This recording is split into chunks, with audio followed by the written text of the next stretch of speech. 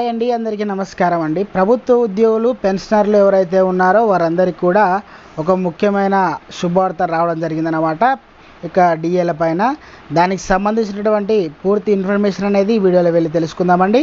Video చూస్తున్న ప్రతి ఒక్కరు కూడా వీడియోని తప్పకుండా పూర్తిగా చూడండి, అలాగే లైక్ చేయండి, ఛానల్ సబ్స్క్రైబ్ చేసుకోండి, సపోర్ట్ చేయండి. తోటి మిత్రులందరికీ, బంధుమిత్రులందరికీ వీడియోని షేర్ చేయండి.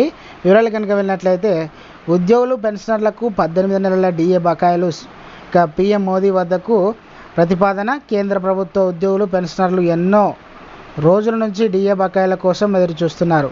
వారందరికీ త్వరలోనే శుభవార్త అందే అవకాశాలు కనిపిస్తున్నాయి.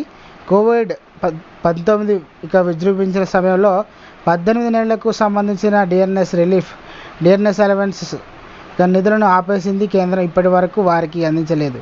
ఈ ఏడాది ఫిబ్రవరి 1, 2024 ప్రవేశపెట్టిన మధ్యంతర బడ్జెట్లో దీనికి సంబంధించిన ప్రకటన ఉంటుందని అంతా భావించారు, కానీ అలాంటి ప్రకటన చేయలేదు.